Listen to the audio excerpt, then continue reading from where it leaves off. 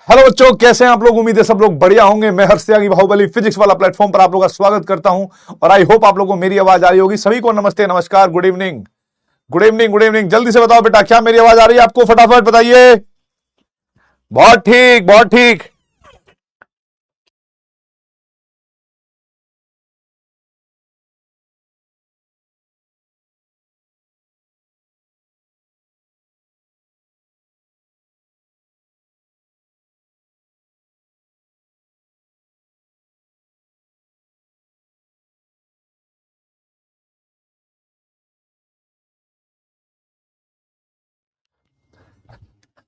हाँ भाई, आ गई आवाज। Sorry sorry sorry sorry, good evening दोस्तों, इंटरप्शन के लिए। हाँ, आ गया, मैं आ गया, आ गया, आ गया। चलो, अब देखो बेटा, बात यह है। अब देखो भाई, मेरी बात ऐसी है। बात तो मस्ती होती है भाई अपनी, तो एकदम गजब है ना। तो आपको याद होगा भाई, मैंने लास्ट वाली क्लास में आप लोगों को समस्थानिक के सब करवाए थे और इनके ऊपर क्वेश्चन भी करवाए थे। एक मिनट। हाँ, ठीक है भाई। अब देखो बेटा, यहां पे आज हम पढ़ेंगे रदरफोर्ड का एक्सपेरिमेंट, क्योंकि हम लोगों ने थॉमसन मॉडल कर लिया था कल, है ना। कल थॉमसन मॉडल कवर हो गया था, आप लोगों को समझ में भी आ गया होगा। अब थॉमसन मॉडल की एक कमी रह गई थी बेटा, है ना। थॉमसन मॉडल की कमी रह गई होगी आई गेस, या हो गई थी वो भी। थॉमसन मॉडल की कमी हो गई थी क्या? नहीं नहीं, राजवंश सर नहीं है बेटा, राजवंश सर नहीं है। हाँ, थॉमसन मॉडल की कमी हो गई थी।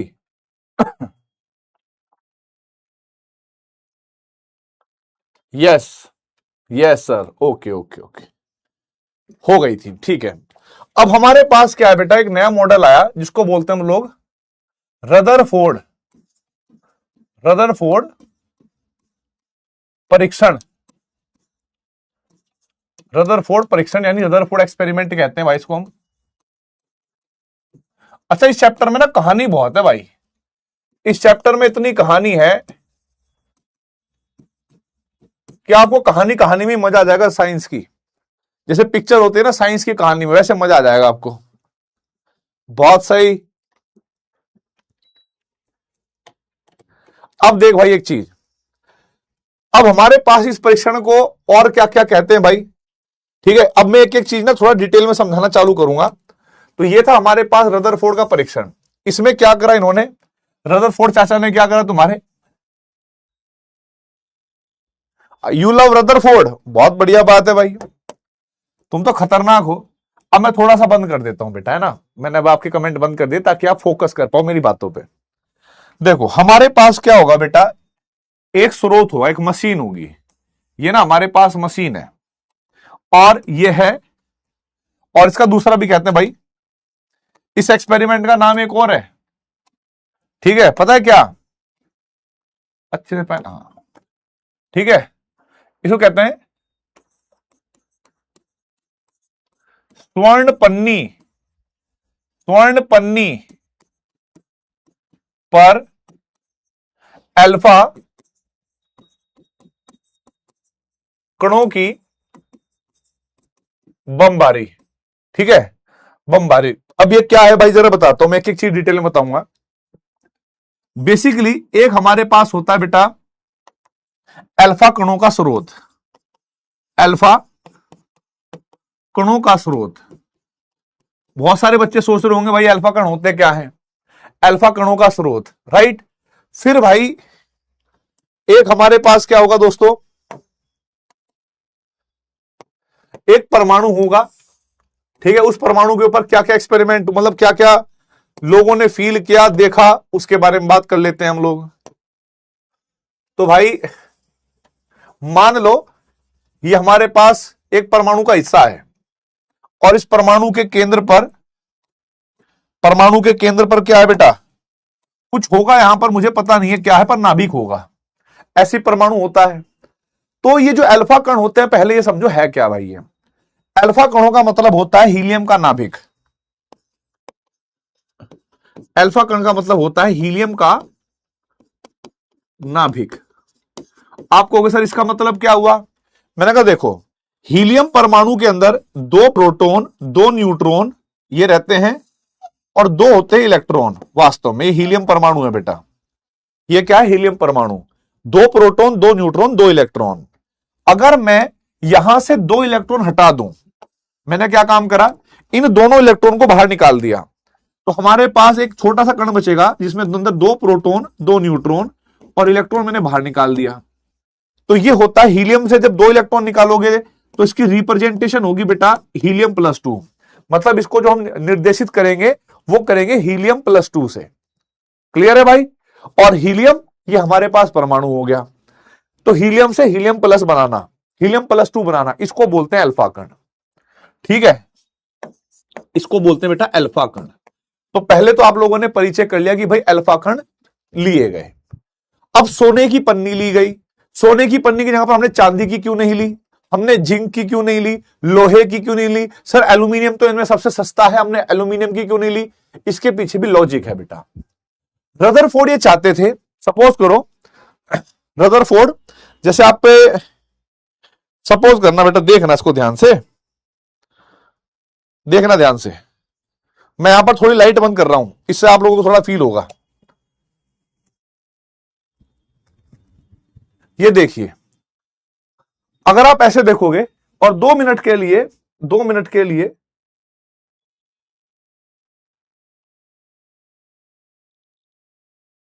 मैंने क्या काम करा, ये कर दिया ब्लैक, ये कर दिया ब्लैक।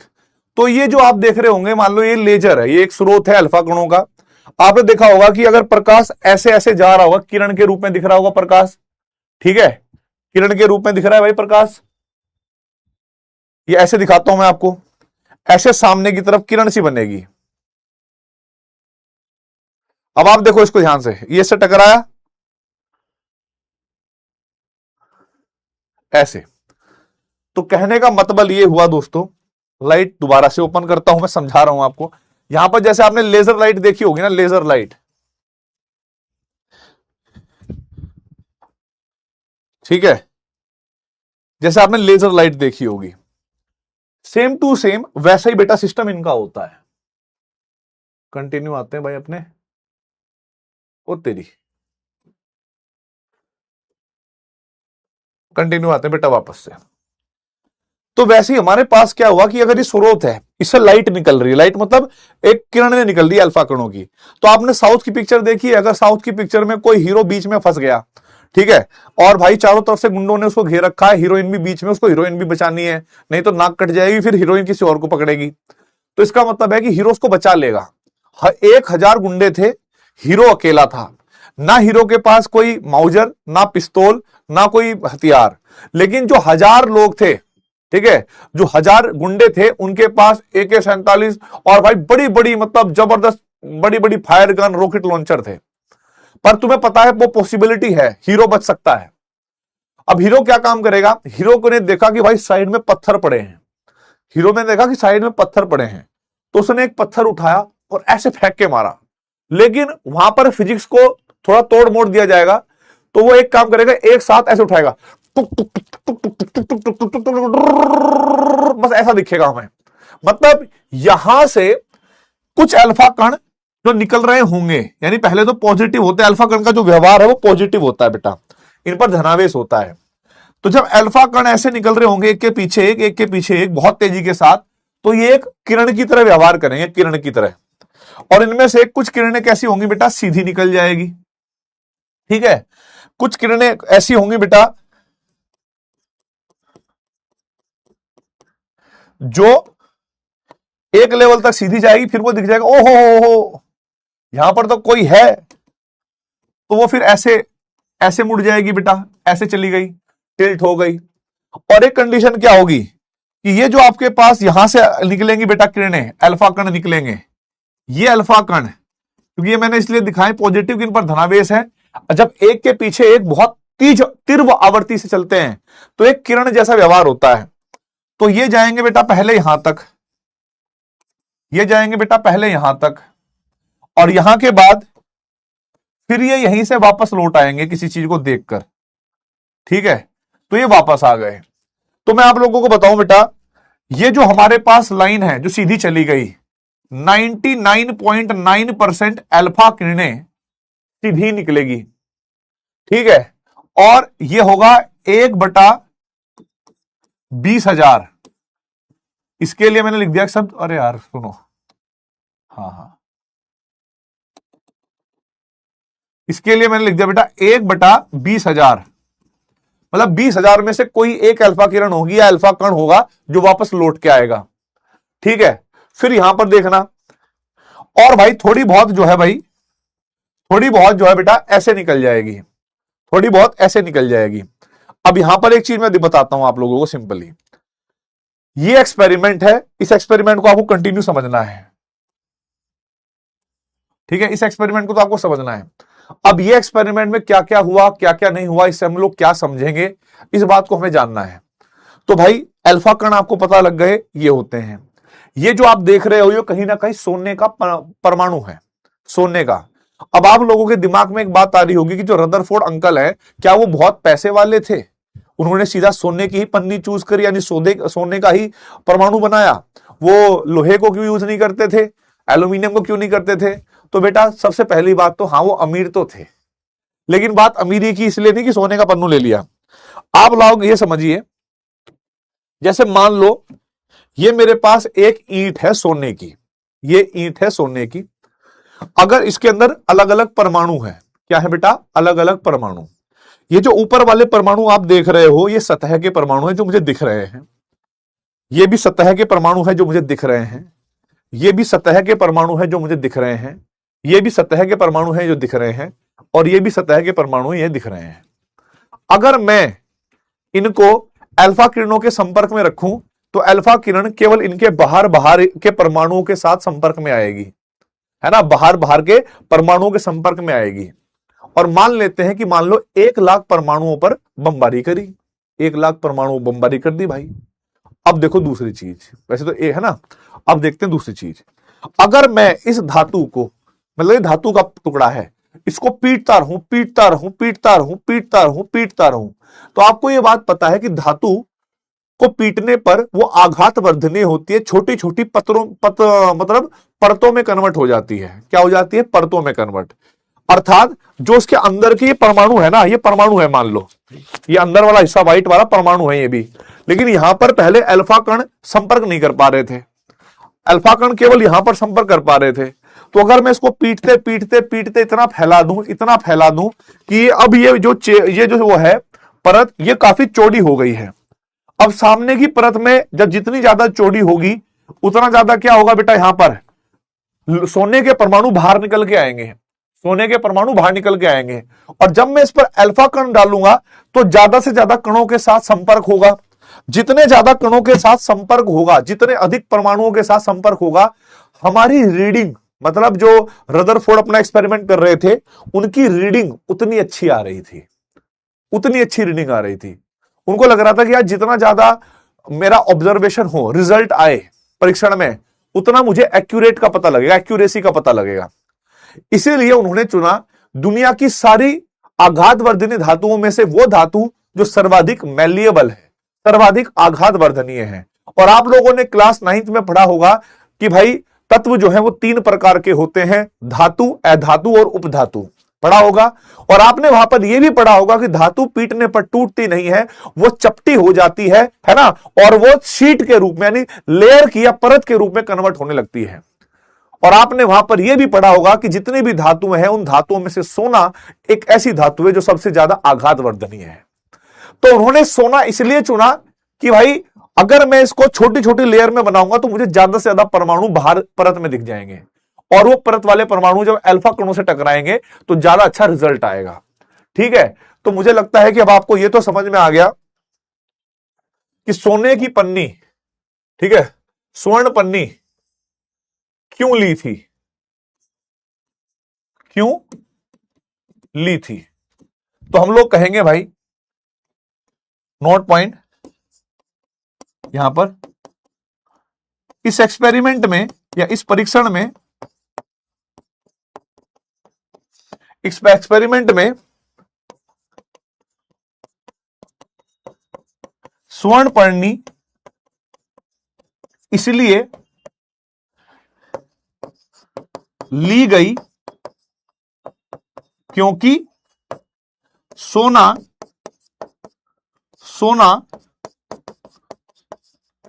सबसे अधिक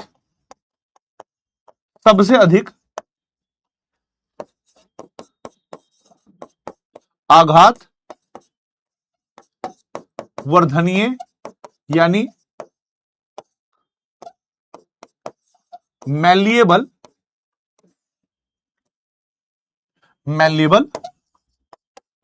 धातु है। तो हमने हमारे पास इस स्लाइड के अंदर हमें समझने का क्या है कि सर एक्सपेरिमेंट में हीलियम के नाभिक लिया गया, सोने की पन्नी ली गई, ठीक है, और हमारे पास 3 ऑब्जर्वेशन आए। 99% जो रेखाएं हैं 99% जो रेखाएं वो सीधी चली गई। 20,000 में से कोई एक कण वापस आया 180 डिग्री पर और बाकी स्मॉल एंगल के साथ टिल्ट हो गया। इससे ज्यादा मैंने अभी तक कोई बात समझाई नहीं है इसमें और आपको समझनी भी नहीं है। लेकिन एक क्वेश्चन आप लोग अपने दिमाग में कर सकते थे, हीलियम का नाभिक ही क्यों लिया, यहां पर आपने Na+ क्यों नहीं लिया? Na+, कोई और धनायन भी तो ले सकते थे भाई। हीलियम +2 लिया आपने Na+ क्यों नहीं लिया? आपने Mg+2 क्यों नहीं लिया? आपने Ca+2 क्यों नहीं लिया? दुनिया में तो बहुत सारे परमाणु हैं, उनके आयन क्यों नहीं बनाया आपने? मैंने कहा बताता हूं बेटा, इसके पीछे कारण है। हम लोगों को एक परमाणु के भीतर से पास होना है, एक परमाणु के भीतर से पास होना है। जैसे ये परमाणु है, सपोज करिए ये परमाणु का आकार है, ठीक है, और ये अल्फा किरणें हैं। अगर इनके बीम का आकार छोटा होगा तो बेटा ये आर पार हो जाएगा, है ना, पास हो जाएगा। और अगर, ठीक है, और अगर ऐसा हुआ, मान लो सपोज करो कि तुम्हारे पास कोई, जैसे मान लो ये गेट है, इस गेट का आकार छोटा है और मैंने कहा एक हाथी है हमारे पास क्या है भाई? हाथी है। और मैंने कहा कि हाथी, हेलो हाथी भाई जल्दी आओ। तो हाथी मुझसे मिलने आया। अब हाथी जैसे मिलने आया तो क्या इस छोटे से गेट को पार कर पाएगा? नहीं कर पाएगा, ठीक है। अगर हाथ मतलब नहीं कर पाएगा, इसका मतलब क्या है कि भाई इसका साइज छोटा है और हमारे पास कोई बड़ा कण यानी बड़ा हाथी इसके अंदर पास नहीं हो पाएगा। तो परमाणु पहले से अपने आप में ही बहुत छोटा कण होता है। आप सोचिए परमाणु बहुत छोटा कण है, अब उसके अंदर से भी आपको पास करनी है कोई चीज, तो बेटा जिस चीज को आप पास करोगे उसका आकार छोटा होना चाहिए ना। अगर मान लो मैंने सोडियम आयन ले लिया, कोई दूसरा धनायन ले लिया, उसका आकार बड़ा हुआ, तो वो हमारे पास सोने की पन्नी में से पास है, सोने के परमाणु के अंदर से निकल कर नहीं जा पाएगा, ठीक है, सोने के परमाणु के अंदर से निकल नहीं जा पाएगा। तो आशा करता हूं कि भाई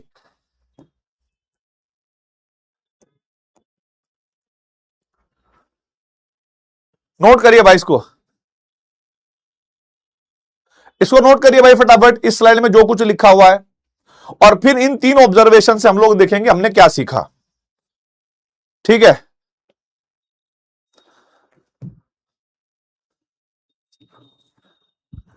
इससे हम सीखेंगे भाई हमने क्या सीखा। ये तो एक्सपेरिमेंट था हमारे पास,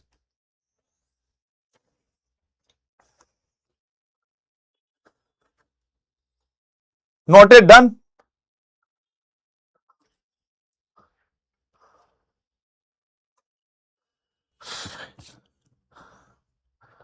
ठीक है,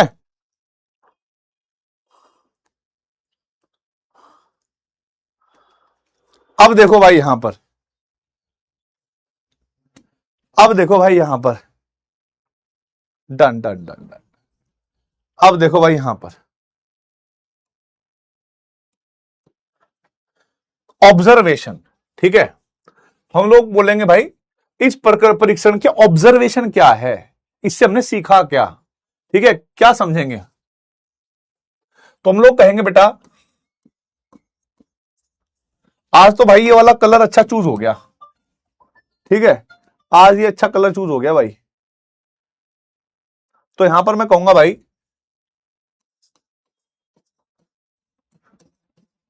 रदरफोर्ड परीक्षण के ऑब्जर्वेशन तथा निष्कर्षण,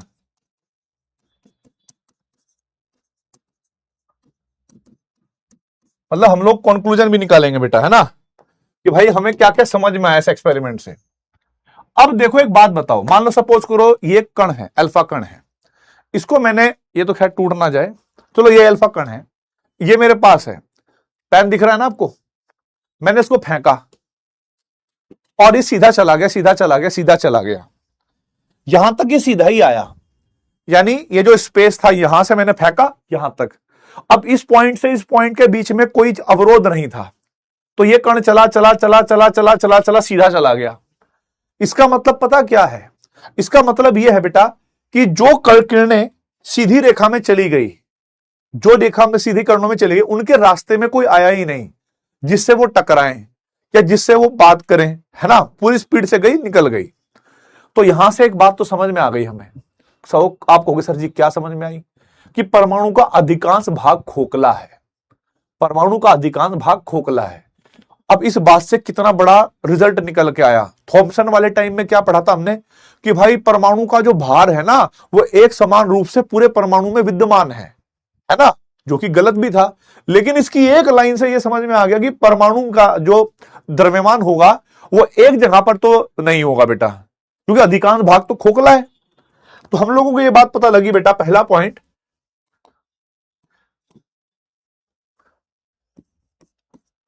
99.9% अल्फा किरणें, ठीक है, सोने के परमाणु से निकलकर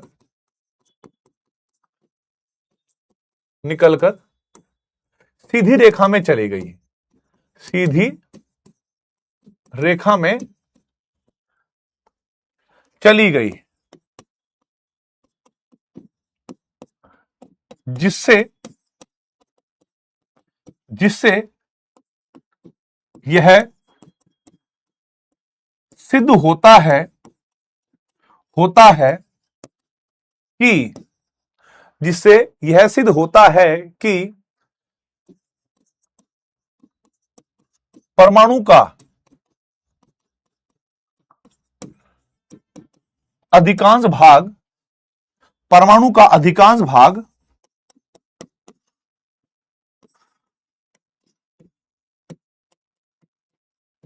खोखला है।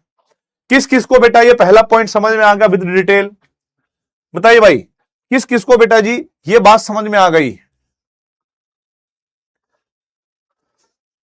किस किस को ये बात समझ में आ गई बेटा, खोखला है, खोखले का मतलब होता है रिक्त यानी खाली है, या इसका पर्यायवाची एक होता है खाली, अंग्रेजी में इसका पर्यायवाची होता है एम्प्टी है, खाली है।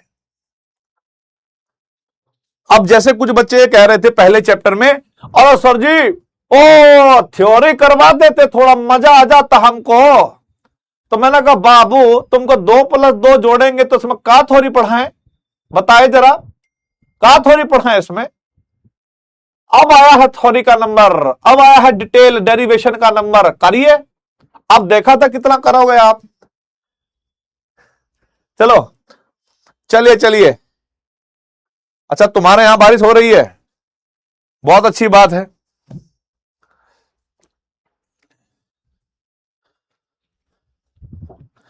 अब देखो भाई यहां पर ई देखें, आप लोगों को हम एक बात बोले, ई रेखा वैसे कोई लोग कहते हैं कि जब अल्फा कण को ऐसे फेंका गया तो ये किसी चीज से टकराकर वापस आ गया, ये बात बोलते हैं, पर वास्तव में टकराता नहीं है, वास्तव में ये टकराता नहीं है। बताऊंगा क्यों है, क्या कारण है।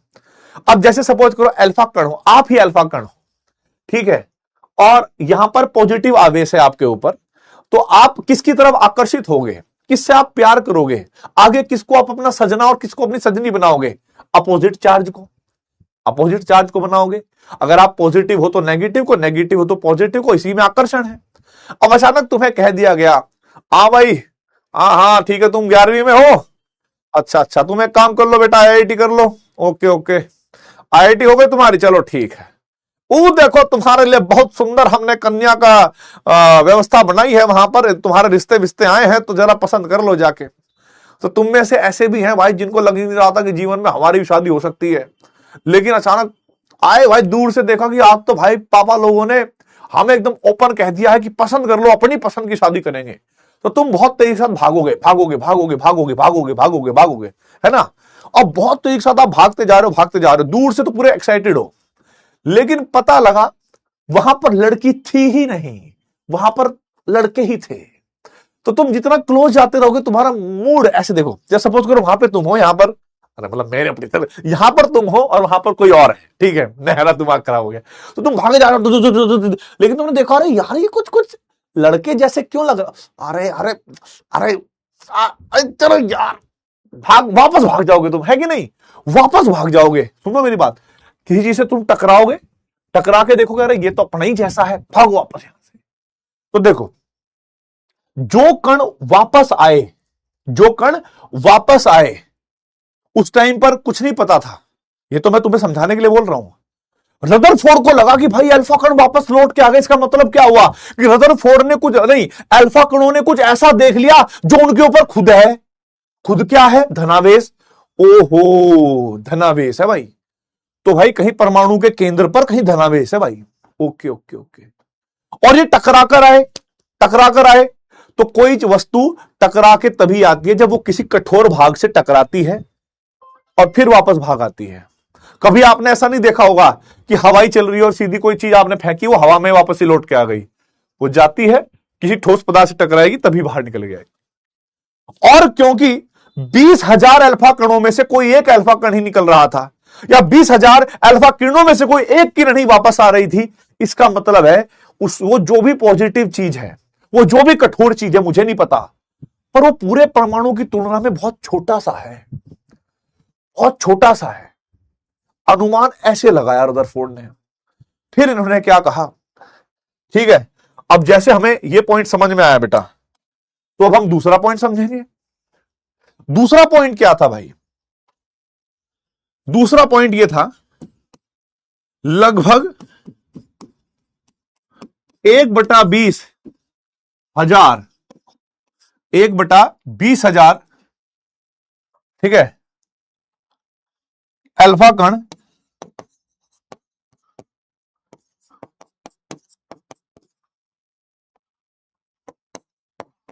उन्हें वापस 180 डिग्री पर लौट आए, लौट आए,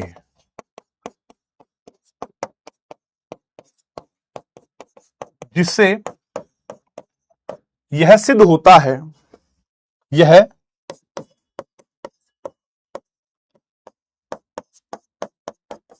सिद्ध होता है कि, जिससे यह सिद्ध होता है कि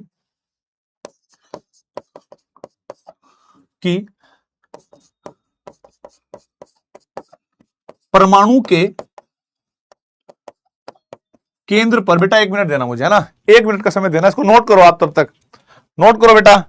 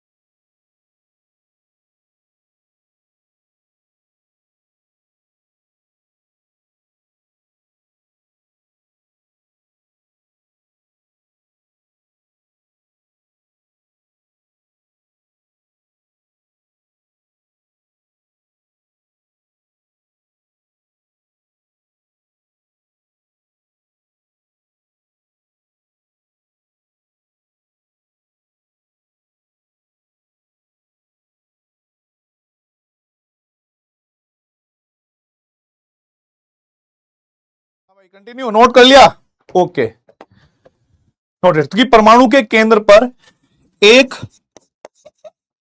एक, चाहे तो कठोर लिख लो या जटिल लिख लो, एक ही बात होती है, रिजिड, जटिल, एक धनात्मक कठोर भाग है जिसे जिसे नाभिक कहते हैं, जिसे नाभिक कहते हैं। ठीक है भाई, जिसे नाभिक कहते हैं। अब ये हमारे पास क्लियर हो गया बेटा। ठीक है। अरे नहीं नहीं मैडम जी नहीं है, मैडम जी होती तो फिर कोई टेंशन ही नहीं थी। आज मैडम जी है ही नहीं।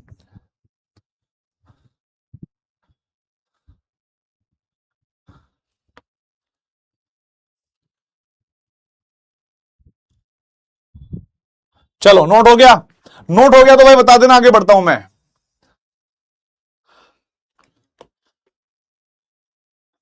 अब मेरी बात सुनना बेटा, क्लियर है, नोटेड। अब क्योंकि हमें इस बात से पता लग गया कि 20,000 अल्फा कणों में से कोई एक कण ही वापस आ रहा था, तो हमें यह पता लग गया कि जो नाभिक होता है ना, वो परमाणु की तुलना में बहुत छोटा होता है, बहुत छोटा होता है। ठीक है, तो हम लोग कहेंगे बेटा, हम लोग यहां पर कहेंगे कंटिन्यू है ये। ठीक है, कंटिन्यू है। परमाणु का नाभिक परमाणु की तुलना में, परमाणु की तुलना में बहुत बहुत छोटा होता है, छोटा होता है। लेकिन तुम लोगों को देखो, मैं एक बात बता रहा हूं बेटा, मतलब एक फील है, ये फील है। ठीक है, और बताऊंगा इसके वजह में, बस एक छोटा सा बात ध्यान रखना कि जो परमाणु बना होगा ना, क्योंकि कल मैंने ये जो थ्योरी थी वो समझाई होगी कभी, वो तुम्हें इस तरीके से बताई होगी, शायद पता नहीं बताई कि नहीं बताई, पर मैं बता देता हूं। मान लो ये पेन है ना, ये पेन है। इस पेन को गर्म करूंगा तो ये किस में कन्वर्ट होगा? द्रव में। सीधी बात है, सॉलिड को गर्म करते हैं तो द्रव में कन्वर्ट हो जाता है, पिघल जाता है। द्रव को अगर मैं और वो करूंगा बेटा, गर्म करूंगा तो वो किस में कन्वर्ट होगा? गैस में। बिल्कुल सही बात है। गैस को अगर मैं और गर्म करूंगा, चाहे जैसे मेरे पास कोई हाइड्रोजन गैस हो गई या CO2 गैस हो गई, तो जो गैस के अंदर के बॉन्ड हैं, ये बॉन्ड है परमाणु के अंदर, ये टूट जाएंगे। और गर्म करूंगा तो क्या होगा बेटा? और गर्म करोगे तो आप कहोगे सर जी फिर तो हमारे पास वो बन जाएगा, क्या बोलते हैं, परमाणु बन जाएगा। और ज्यादा गर्म करोगे तो परमाणु से इलेक्ट्रॉन भी निकल जाएंगे, इलेक्ट्रॉन। आखिर में क्या होगा? प्रोटॉन और न्यूट्रॉन। नाभिक क्या होता है बेटा? प्रोटॉन और न्यूट्रॉन। आपको गया सर। अगर नाभिक की बात करा जाए तो सबसे पहले जो दुनिया में आने वाला परमाणु था ना, इस दुनिया में वैसे सबसे पहले कौन आया? तो वो आया हाइड्रोजन का परमाणु।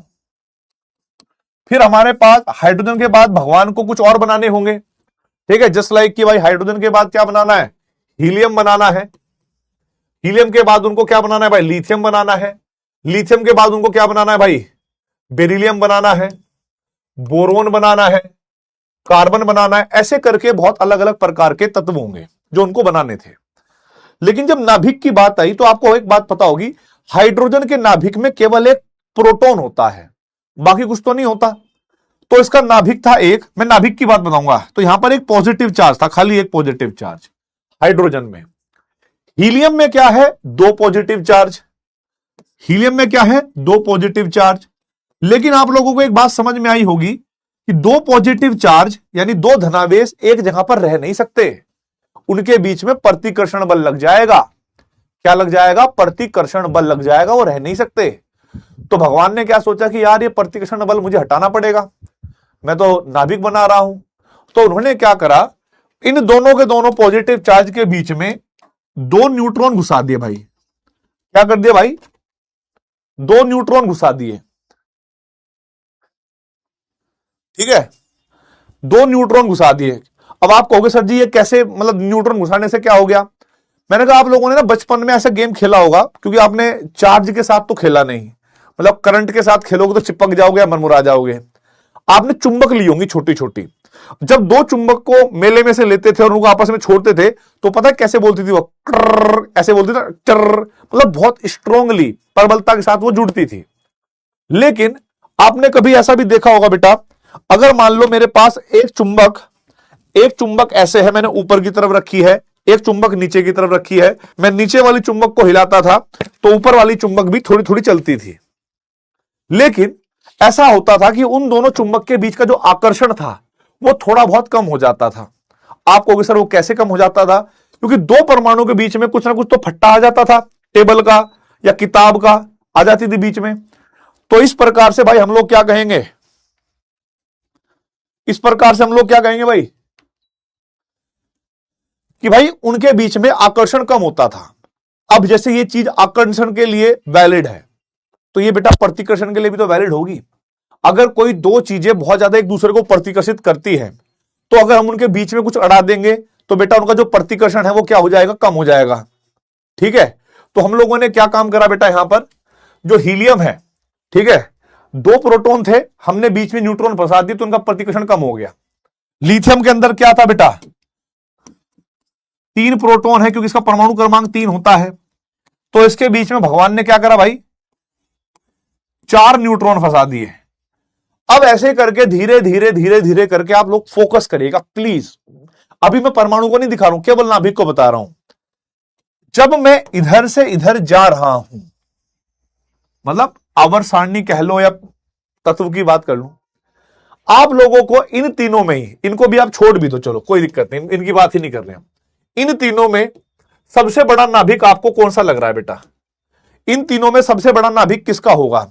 हाइड्रोजन का होगा, हीलियम का होगा या लिथियम का होगा? बताइए, हाइड्रोजन का होगा, हीलियम का होगा या लिथियम का होगा? आप कहोगे सर जी लिथियम का नाभिक सबसे बड़ा होगा, है ना? और क्यों होगा बेटा? क्योंकि लिथियम के नाभिक में न्यूट्रॉन की संख्या और प्रोटॉन की संख्या ज्यादा है, प्रोटॉन की संख्या और न्यूट्रॉन की संख्या ज्यादा है। क्या मैं आप लोगों से यह कह सकता हूं कि जो नाभिक होता है, नाभिक का आकार परमाणु भार पर निर्भर करता है? क्योंकि परमाणु भार क्या होता है बेटा? परमाणु भार होता है P+N। क्या मैं ये कह सकता हूं कि किसी नाभिक का जो वो है आकार है वो परमाणु भार पर निर्भर करेगा, एटॉमिक परमाणु एटॉमिक मास पर? यस और नो? आप कहोगे बिल्कुल यस। तो हमने यहां पर रखा बेटा कि परमाणु का नाभिक परमाणु की तुलना में बहुत बहुत छोटा होता है और यह निर्भर करेगा परमाणु भार पर। तो जो हमारे पास रेडियस हुआ ऐसे करके Rn, यह है नाभिक का रेडियस, यह समानुपाती होता है बेटा किसके? परमाणु भार के, लेकिन इसकी घात 1/3, ठीक है, 1/3। और यहां पर जैसे ही हमारे पास R को हटाओगे, Rn, एक आ जाएगा हमारे पास R0 1 की पावर 1/3। यहां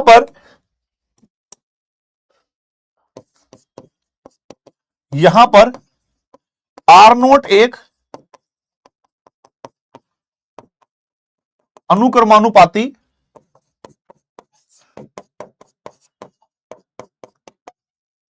नियतांक है और इसका मान होता है बेटा 1.33 गुणा 10 की घात -15 मीटर या 1.33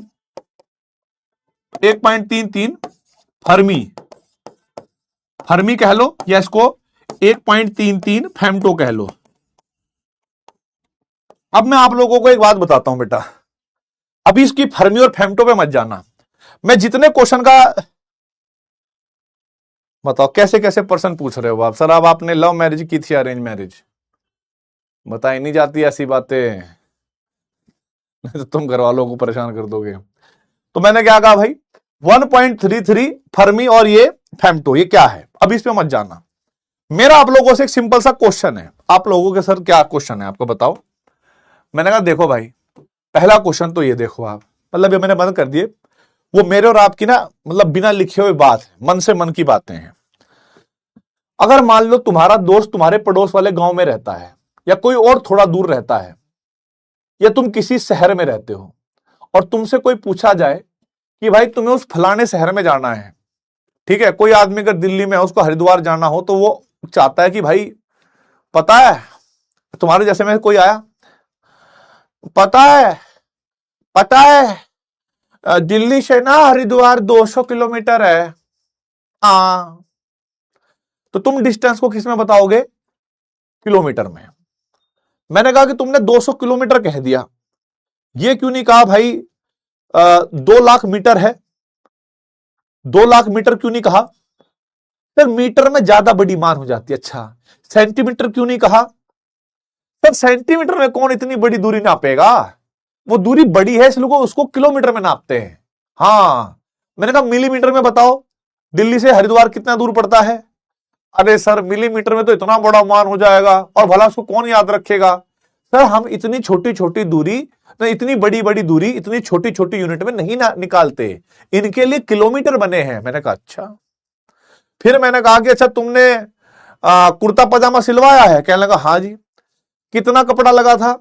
सर जी 2 मीटर कपड़ा लगा था। मीटर? अरे तुमने ये कपड़ा किलोमीटर में क्यों नहीं लिया? अरे सर इतनी छोटी छोटी चीज के लिए मैं किलोमीटर में कपड़ा लूंगा क्या? सर कपड़े को मीटर में ही नापते हैं। मैंने कहा अच्छा। फिर मैं कह रहा हूं कि अच्छा ये पेन बताओ, ये पेन किसका कितना है? आप कहोगे सर जी ये पेन तो सर इंच में है, होगा कुछ 15 इंच के, मतलब 7-8 इंच के आसपास, 9 इंच के आसपास, ठीक है। तो मैंने कहा कि यार इसको आपने किलोमीटर में क्यों नहीं बोला, इसको आपने मीटर में क्यों नहीं कहा? आप कहोगे सर जी जितनी ये दूरी छोटी है तो इसके लिए छोटी यूनिट का यूज करते हैं, इंच आ गया। मैंने कहा ठीक है। अच्छा यार ये निब की मोटाई कितनी है भाई, इसकी त्रिज्या अगर नापनी हो मोटाई इसकी निब की, सर ये मिलीमीटर में नाप लेंगे। मिलीमीटर में आप देखना, पेन की जो पेन लेते हो ना आप, उस पेन पे लिखी रहती है इतना मिलीमीटर, उसकी निब मिलीमीटर में नापी गई है। तो आप कहोगे भाई ये मिलीमीटर में हो गया पेन। मैंने कहा यार इसको किलोमीटर में क्यों नहीं नापते?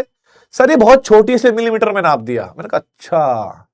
और नीचे आओ, और नीचे आओ, और नीचे आओ, छोटे कण पे आ जाओ, और वो होता है हमारे पास परमाणु। और छोटे में क्या आएगा? परमाणु। अब परमाणु जो है बेटा, परमाणु की जो व्यास होगा, परमाणु की जो त्रिज्या होगी, वो नापी जाती है एंगस्ट्रॉम में। एंगस्ट्रॉम आपने फिजिक्स में पढ़ा होगा, यूनिट होती है दूरी की। हाँ मजा आ गया। अगर कोई चीज परमाणु से भी छोटी है तो उस, और बहुत ज्यादा छोटी है, तो उसके लिए भी तो एक यूनिट बनी होगी दूरी की, अलग यूनिट बनी होगी दूरी की। उसको आप एंगस्ट्रॉम में या नैनोमीटर में थोड़ा ना कैलकुलेट कर लोगे। आप कहोगे हाँ सर बात तो लॉजिक तो है आपकी बात में।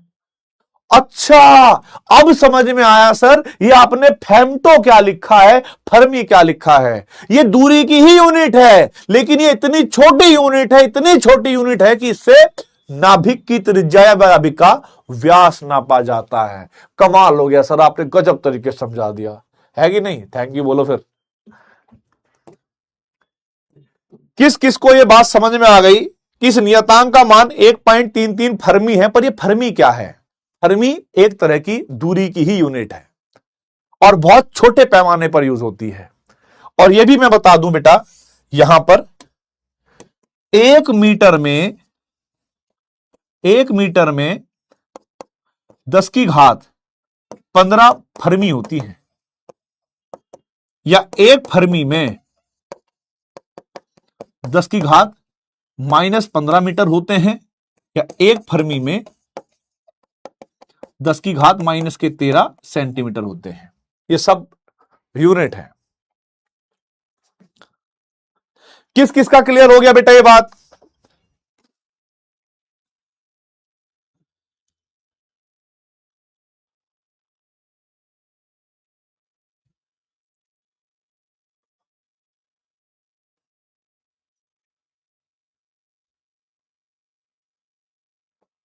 थैंक यू बेटा, थैंक यू, लव यू यार, लव यू, बहुत बहुत प्यार आपको। अच्छा बैकलॉग कवर हो गया है, बहुत अच्छी बात है बेटा, बधाई हो यार, तुझे दिल से खुशी भाई, तेरा बैकलॉग कवर हो गया, वाह जी वाह।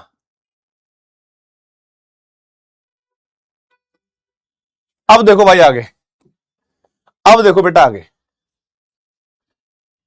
अरे मैडम बेटा है नहीं, मैडम ऑफिस जाती हैं। मैं आजकल ग्रहणा हूं, ग्रहणा समझते हो ना, मैं घर पे रहता हूं, घर पे ही काम करता हूं। अब देखो यहां पे ये क्लियर है। एक बार क्या क्वेश्चन आया बेटा, मतलब मैं समझाने की कोशिश ये करूंगा आपको। एक क्वेश्चन ऐसा आता है,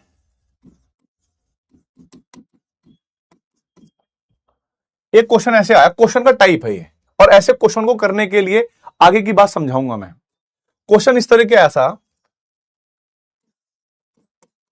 नाभिक का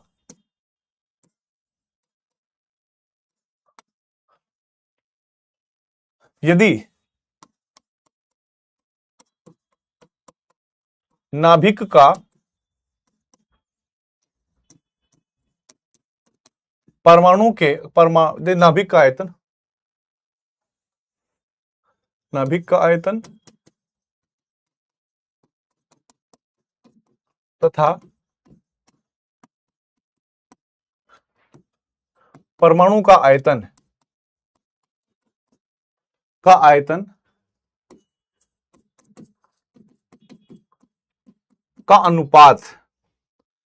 अनुपात x गुणा 10 की घात माइनस y है, तो y का मान क्या होगा? y का मान क्या होगा? ऐसे क्वेश्चन पूछे जाते हैं। पर मैं ये तो इस टाइप के क्वेश्चन को मैं बता ही रहा हूं कि भाई इस टाइप का क्वेश्चन आपको करना ही करना है। यदि नाभिक का आयतन परमाणु का आयतन का अनुपात इतना हो तो y का मान क्या होगा, ये तो आपको करना ही करना है। लेकिन मैं आप लोगों को एक बात और बताना चाहूंगा बेटा, कि इस त्रिज्या को देखकर हमें यह लगता है कि जो परमाणु होते हैं ना, अगर आप लोगों को मैं समझाऊं एक बात तरीके से, परमाणु का जो त्रिज्या होती है वो कुछ भी हो मान, वो एंगस्ट्रॉम में नापी जाती है। तो उसको समझाने के लिए आप लोग कैसे करोगे, ये तो मैं कर रहा हूं समझाने के लिए। माना परमाणु की त्रिज्या या व्यास जो भी होगा वो हमारे पास m एंगस्ट्रॉम है, m एंगस्ट्रॉम। जैसे भाई नाभिक को नापने के लिए फर्मी होती है, परमाणु को नापने के लिए एंगस्ट्रॉम होता है। तो हमने m एंगस्ट्रॉम या m, एक एंगस्ट्रॉम में 10 की घात माइनस के 10 मीटर होते हैं, तो m गुणा 10 की घात माइनस के 10 मीटर लिख दिया आपने। इसमें कोई दिक्कत तो नहीं है भाई, m एंगस्ट्रॉम या m गुणा 10 की घात माइनस के 10 मीटर। क्योंकि अनुपात पूछा है, अनुपात तभी निकलेगा जब दोनों की दोनों राशि, नाभिक का आयतन और परमाणु का आयतन, दोनों की यूनिट एक जैसी हो। और हम लोग ये भी समझते हैं भाई, नाभिक की जो भी त्रिज्या रही होगी, नाभिक की त्रिज्या उसका कुछ भी मान रहा होगा, मैंने अपनी तरफ से कह लिया n फर्मी है, n फर्मी है। इसका मतलब हो गया n, एक फर्मी में कितने मीटर होते हैं बेटा? एक फर्मी में कितने मीटर होते हैं? 10 की घात माइनस के 15। तो यहां पर 10 की घात माइनस के 15 मीटर आ गया। तो एक तरीके से हमारे पास परमाणु की त्रिज्या भी आ गई और हमारे पास नाभिक की त्रिज्या भी आ गई। लेकिन जो परमाणु होता है ना, और या जो हमारे पास ये नाभिक होता है, हम इसको गोला मानते हैं। क्या मानते हैं बेटा? इसको गोला मानते हैं। एक मिनट देना भाई मुझे।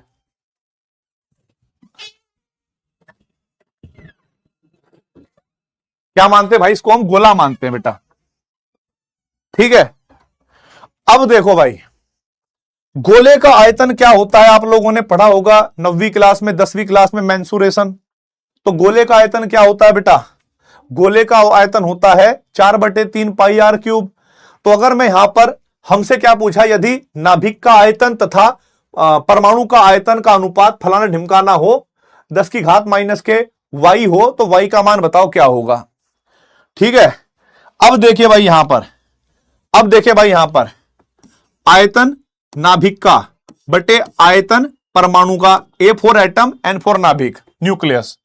तो यहां पर लिखेंगे 4/3 पाई नाभिक की त्रिज्या का घन और 4/3 पाई परमाणु की त्रिज्या का घन। यही फॉर्मूला होता है भाई। आप देखोगे बेटा यहां पर 4/3 से 4/3 पूरा कट गया, तो हमारे पास नाभिक की त्रिज्या और परमाणु की त्रिज्या, इसकी घन आ गया बेटा। इसका क्या आ गया? घन करना है हमें। अब नाभिक की त्रिज्या का मान कुछ भी हो, उससे मतलब नहीं है, कुछ भी हो। तो हम लोगों ने क्या करा भाई, नाभिक की त्रिज्या होगी हमारे पास n गुणा 10 की घात माइनस के 15, और ये होगी m गुणा 10 की घात माइनस के 10। आप इसका घन करोगे बेटा, ठीक है। अब यहां से आप लोग देखोगे 10 की घात में से ये कट गया पूरा, यहां पर -5 बचेगी, तो ये मान आएगा n/m इसका क्यूब गुणा 10 की घात -5 था, 5 दिया कितना हो जाएगा बेटा? 15। कितना आ गया बेटा? 15। तो ये होता है अनुपात, नाभिक का अनुपात और बेटा नाभिक के आयतन और बेटे परमाणु के आयतन का अनुपात n/m का घन गुणा 10 की घात -5। जब इसकी तुलना आप इस मान से करोगे ना, तो आप ये समझना ये वाला हिस्सा तो होगा बेटा y, नहीं ये वाला हिस्सा तो होगा x गुणा 10 की घात -y। तो जब आप तुलना करोगे तो 10 की घात में क्या गया हमारे पास? 15 गया, तो y का मान बेटा यहां पर 5 हो जाएगा। y का मान क्या हो गया बेटा? यहां पर 5 हो गया बेटा, y का मान 5 हो गया। अब मुझे बताइए भाई फटाफट, क्या आप लोगों को यहां तक क्लियर हो गया? यस और नो?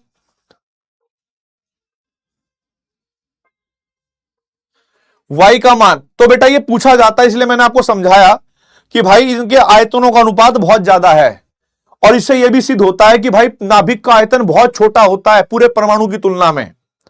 ठीक है, थैंक यू बेटा, थैंक यू। अच्छा, y का मान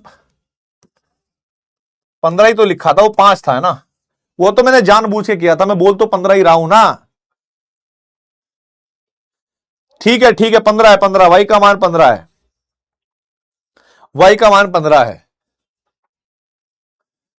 y का मान 15 है।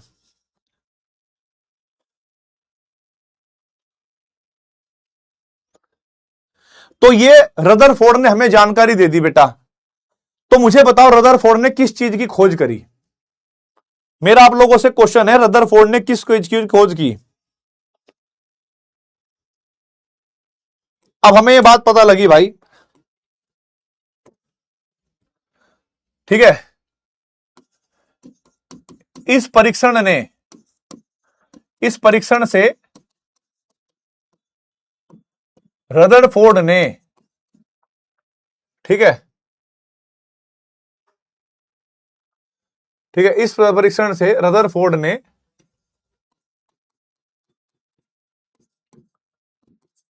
नाभिक की खोज की, और उनको यह भी पता लगा कि भाई परमाणु का जो अधिकांश मास होता है, द्रव्यमान होता है, वो केंद्र पर होता है। ठीक है, ठीक है,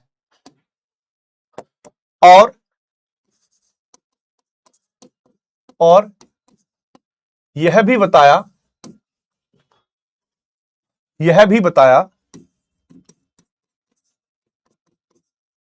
कि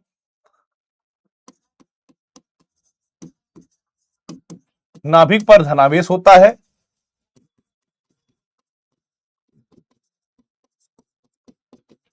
और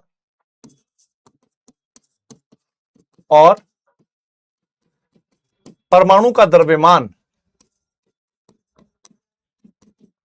केंद्र पर का द्रव्यमान परमाणु के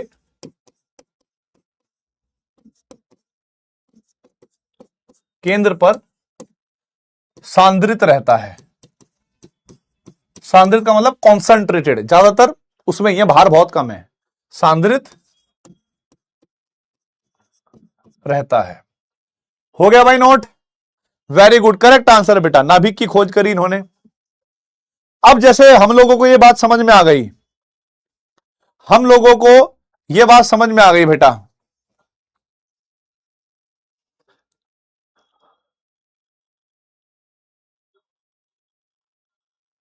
अरे ओए,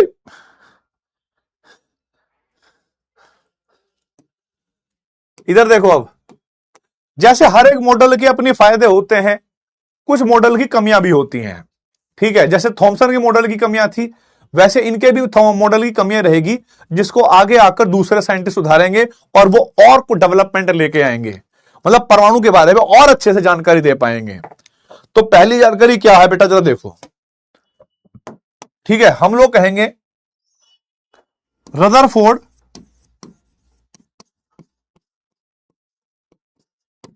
मॉडल की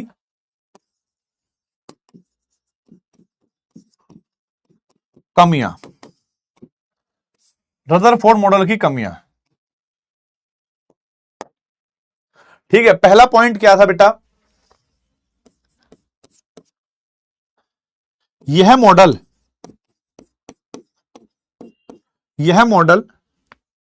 ठीक है, यह मॉडल परमाणु की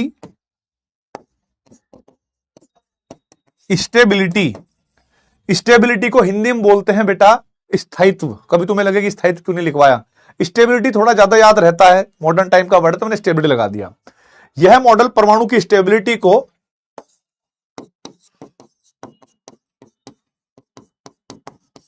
समझा नहीं पाया। अब भाई मेरे बच्चों का एक क्वेश्चन होना चाहिए, क्योंकि आपने ये बात तो समझ ली कि नहीं समझा पाया, और स्टूडेंट बच्चों के माइंड में क्वेश्चन होना चाहिए, सर कैसे नहीं समझा पाया, इतना बढ़िया एक्सपेरिमेंट करा, सोने की पन्नी ली, खर्चा करा इसने, क्यों नहीं समझा पाया सर, ये बताओ आप हमें। मैं बताता हूं भाई क्या हुआ। इनके अनुसार क्या है, परमाणु जो है, परमाणु के भीतर जो है नाभिक के चारों तरफ इलेक्ट्रॉन चक्कर काट रहे हैं। ठीक है, इन्होंने मान लिया कि इलेक्ट्रॉन जो है वो नाभिक के चारों तरफ चक्कर काट रहे हैं, लेकिन ये उन्होंने इंसान से जोड़कर देखा, प्राणियों से जोड़कर देखा, और मैं कुछ चीजें बताऊंगा आप लोगों को बेटा।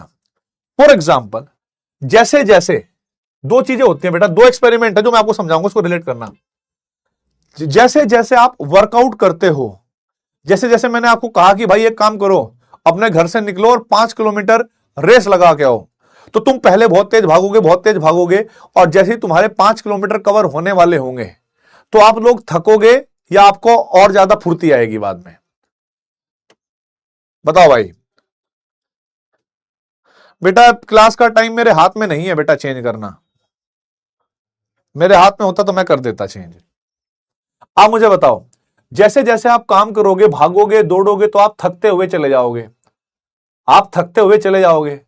और जब आप थकते हुए चले जाओगे तो आपकी एनर्जी कम होती चली जाएगी, है ना, और आपकी एनर्जी कम होती चली जाएगी तो आप कहोगे अरे भैया और भागा नहीं जा रहा, अरे भैया छोड़ो और भागा नहीं जा रहा, यहां बैठ जाता हूं। ठीक है, लो हो जाएगी।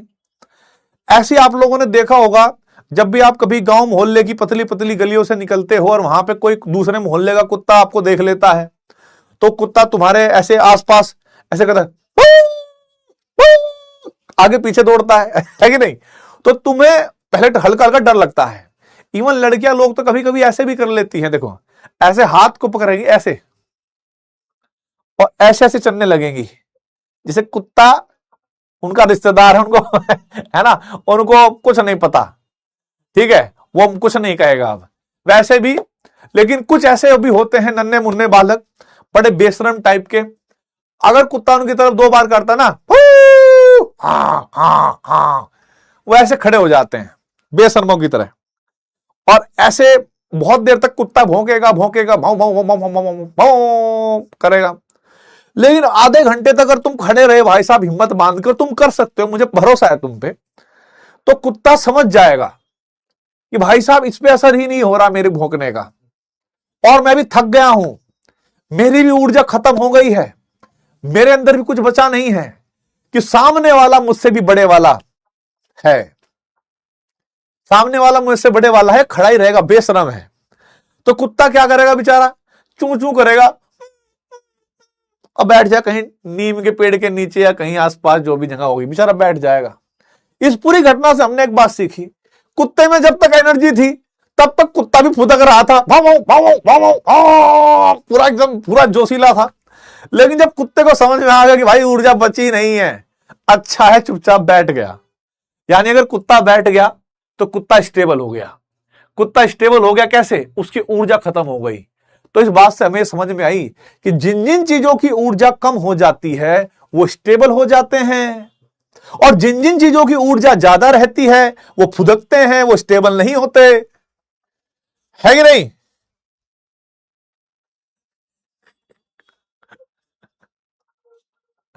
तो भाई ऐसा ही होता है हमारी दुनिया में। अब देखिए यहां पर, अब हमारे इस क्वेश्चन का जवाब देना है कि यह मॉडल परमाणु की स्टेबिलिटी को समझा नहीं पाया। कैसे नहीं समझा पाया? जरा देखो बेटा, हुआ कुछ ऐसे कि इन्होंने मान लिया नाभिक है केंद्र पर और इलेक्ट्रॉन कहां है? इलेक्ट्रॉन है बाहर। इलेक्ट्रॉन है बाहर। अब ये इलेक्ट्रॉन जब चक्कर काट रहा होगा तो धीरे धीरे थक रहा होगा। अब मेरी बात ये भी सुनना बेटा, इसको छोड़ना भी। एक और एग्जांपल समझिएगा। जैसे तुम्हारी ना अचानक बहुत लड़ाई हुई, किसी के साथ लड़ाई हुई, किसी को देख के तुम एकदम गुस्से में रहते हो, या पापा ने पीट दिया, छेद दिया, तुम्हारे ऊपर क्रूरता मचा दी, बहुत गुस्सा हो, तुम बहुत गुस्सा हो, पता नहीं तुम्हें क्या नहीं दिलाया, फुल गुस्सा हो। अब भाई तुम आज ऐसी की तैसी, तेरी ऐसी की तैसी कपड़े निकाल फेंकने तैयार हो भाई, तुम आज गुस्सा है तुम। और अचानक से भाई, अचानक से कोई आ जाए तुम्हारे सामने और उसको तुम देख लो, तो देखते ही एकदम प्यार की राहों में चलते चलते, प्यार की राहों में चलते चलते, प्यार की राहों में। अब जरा यहां पर इस बात से, इस घटना में हमें यह बात समझ में आई बेटा कि जब तक आपके अंदर फुल एनर्जी है, अगर मान लो आपको किसी का आकर्षण मिल गया, ठीक है, तो आप धीरे धीरे अपनी एनर्जी लॉस करते हुए जाते हो, अपना गुस्सा शांत करते हुए जाते हो और अपने आप को स्टेबल बना लेते हो। है कि नहीं? अगर कभी ऐसा हो जाए तुम फुल बहुत गुस्से में हो, बहुत गुस्से में, तोड़ फोड़ मचा दोगे, और अचानक तुम्हारे सामने कोई ऐसा आ जाए जिसको तुम कहते हो ना दोस्तों में, बस तेरा चेहरा देख ले, तेरी ऐसी की तैसी, बस तू यार ना फाड़ के मारूंगा तेरे मुंह पे, और गुस्सा आ गया मेरे को। अगर बेटा ऐसा भी होता, दो केस हो सकते हैं। अगर आकर्षण आया, अगर प्यार वाला आकर्षण आया, किसी को देख के अच्छा लगा, तो गुस्सा कूल डाउन, और किसी को देख के गुस्सा आ गया, वो तभी आता है जब, हाँ। अब देखो बेटा यहां पर, ये इलेक्ट्रॉन पर नेगेटिव चार्ज है और इस पॉजिटिव चार्ज नाभिक पर धनावेश है, तो पक्की बात है इनके ऊपर, इनके बीच में आकर्षण ही लगा होगा। इनके बीच में आकर्षण ही लगा होगा, और जहां पर आकर्षण लगता है वहां पर प्यार होता है, और जहां पर प्यार होता है वहां पर प्यार की राहों में बैकग्राउंड म्यूजिक बजता है। तो ये भी क्या हुआ बेटा, जैसे जैसे चक्कर लगा वो थकता हुआ चला गया, और जैसे जैसे थकता गया इसकी एनर्जी कम होती चली गई और आकर्षण बढ़ता गया, एनर्जी कम होती चली गई, आकर्षण बढ़ता गया, और एक टाइम ऐसा आया कि ये इलेक्ट्रॉन नाभिक के अंदर गिर जाएगा। ऐसा मैं नहीं कह रहा, ऐसा रदरफोर्ड ने बोला कि इलेक्ट्रॉन नाभिक के चक्कर काटेगा तो वो ऊर्जा का व्यय करेगा, ऊर्जा का नुकसान करेगा, और एक टाइम ऐसा आएगा जब इलेक्ट्रॉन की ऊर्जा खत्म हो जाएगी, वो नाभिक में गिर जाएगा और परमाणु ब्लास्ट हो जाएगा। ऐसा मैंने नहीं, रदरफोर्ड ने बोला। इमेजिन करिए अगर ऐसा हुआ होता, परमाणु ही खत्म हो गया होता, तो क्या कोई स्ट्रक्चर में और आप, ये पेन, ये चश्मा, ये बोर्ड बना होता? अगर परमाणु ही ना होता तो हम कुछ बन ही नहीं पाते, कण ही नहीं बन पाता। इसका मतलब है रदरफोर्ड बाबा ने कुछ तो गलती करी है इसमें, ठीक है, कुछ तो गलती करी है बेटा इसमें। तो यहां पर कहेंगे भाई ये पदरमोड कैसे नहीं कर पाया, मैं बताता हूं बेटा।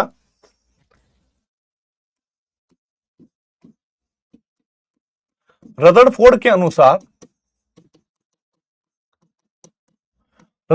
अनुसार इलेक्ट्रॉन नाभिक के चारों ओर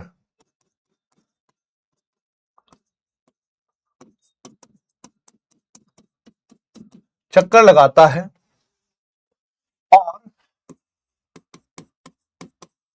और चक्कर लगाते समय, ठीक है, चक्कर लगाते समय ऊर्जा का व्यय करता है।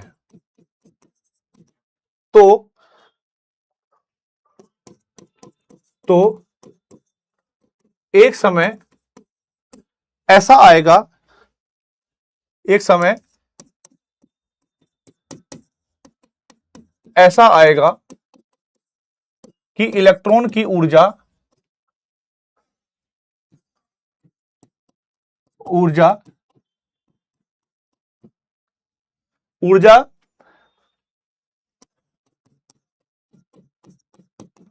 समाप्त हो जाएगी, समाप्त हो जाएगी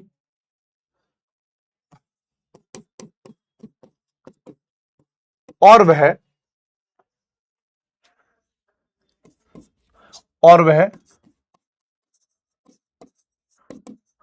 नाभिक में गिर जाएगा। अर्थात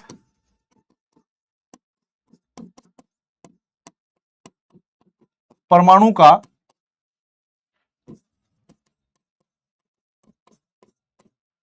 अस्तित्व, परमाणु का अस्तित्व ही समाप्त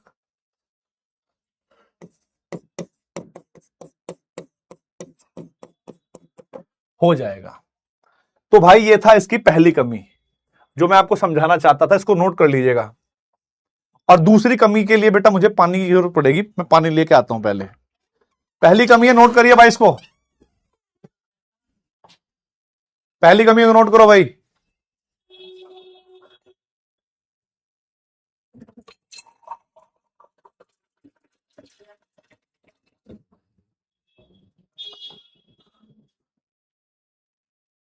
हो गया भाई?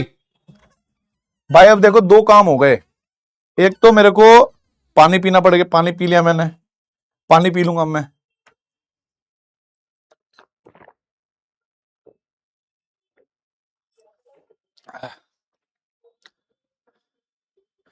और अब मैं पानी पी के तुम्हें को समझा भी दूंगा पानी की सहायता से। बहुत बढ़िया भाई, बहुत बढ़िया। तो ये बात हमें समझ में आ गई बेटा। Love you love you love you love you. नहीं नहीं, एनर्जी कम होने से, अरे गाना नहीं आता बेटा, वो होता है ऐसा। दूसरी चीज क्या है,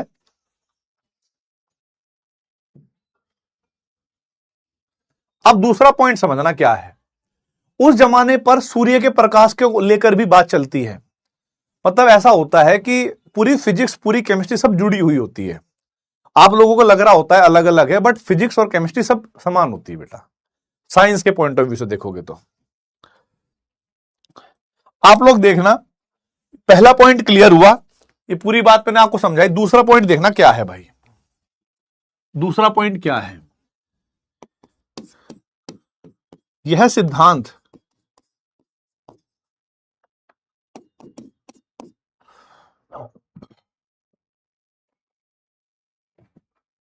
या कह सकते हैं बेटा, इस सिद्धांत के अनुसार,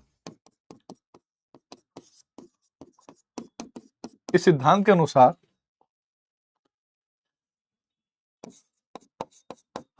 जब इलेक्ट्रॉन नाभिक की ओर आता है तो वह निरंतर निरंतर ऊर्जा का उत्सर्जन करता है। ठीक है, ऊर्जा का उत्सर्जन करता है।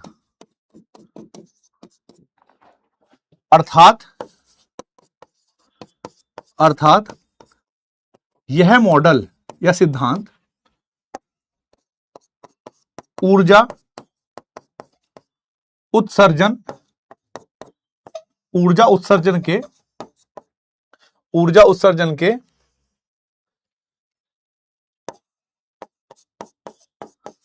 क्वांटीकृत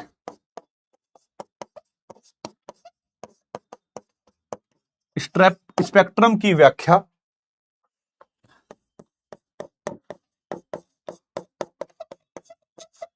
नहीं कर सका। आप कहोगे सर जी ये स्पेक्ट्रम क्या होता है? स्पेक्ट्रम बेटा एक रिपोर्ट होती है जो सूर्य के प्रकाश से संबंधित होती है या लाइट या रेडिएशन से संबंधित होती है। मैं आपको दिखाता हूं क्या होता है स्पेक्ट्रम।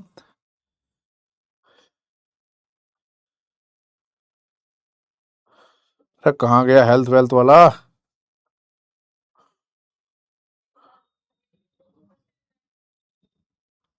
जैसे भाई सपोज करो ये है, तो आप देख रहे हो ना ये वाला बेटा, यहां पे एक लाइट दिख रही होगी आपको, ये स्पेक्ट्रम।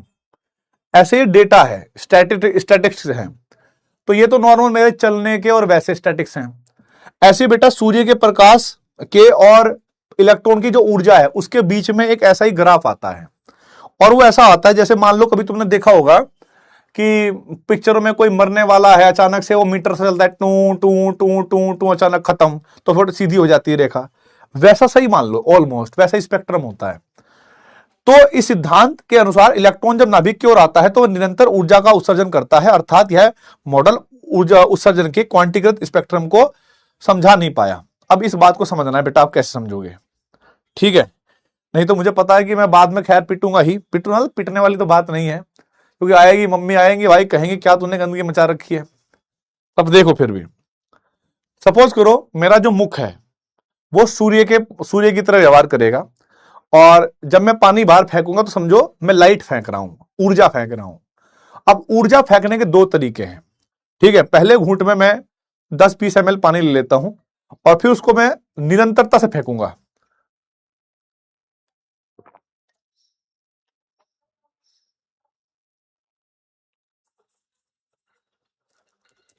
तो ये जो पानी की फुहारें लगातार चलती रही, मतलब जो 20 ml पानी था वो लगातार बहता रहा, तो इसको बोलते हैं कॉन्टिन्यूअस, निरंतरता से।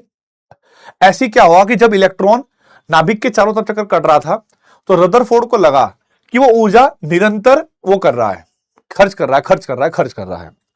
लेकिन आगे चल के जब एक्सपेरिमेंट हुए तो पता लगा कि जो इलेक्ट्रॉन है ना, जब वो नाभिक की तरफ आता भी है, ऐसा नहीं कि आता नहीं, अगर आता भी होगा तो वो निरंतर ऊर्जा का वो नहीं करता उत्सर्जन, क्वांटीकृत करता है। जैसे अब दोबारा देखो दूसरा तरीका क्या हो गया,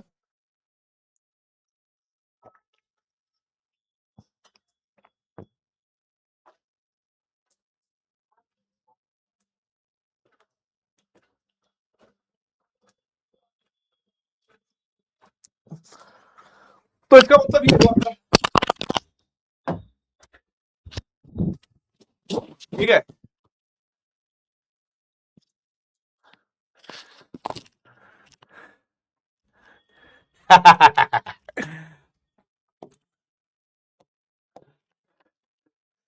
तो भाई लव यू बेटा, लव यू बहुत सारा बेटा, लव यू। तो निरंतरता का मतलब होता है कॉन्टिन्यूअस ऊर्जा बाहर निकलना, क्वांटीकृत होता है धीरे धीरे छोटे छोटे पैकेटों के रूप में। तो समझ में आया निरंतरता और ये क्वांटीकृत का मतलब क्या होता है? निरंतरता और क्वांटीकृत।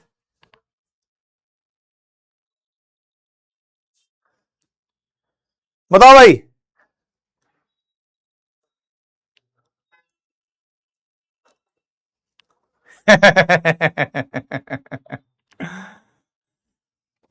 बहुत बेहतरीन।